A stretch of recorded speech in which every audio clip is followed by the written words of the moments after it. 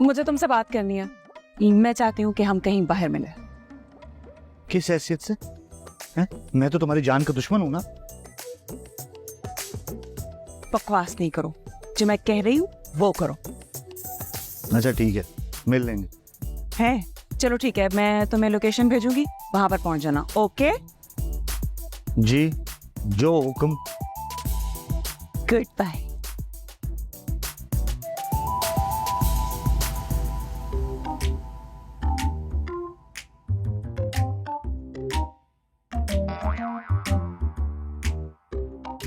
और मेरा तो तरा ही निकाल दिया था।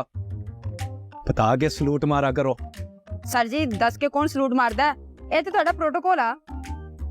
चीजो, किसी दिन जोर का तूने सलूट मारा ना तो खिलर खुलर जाएगी। सर मारे को भी यही लगे है। हो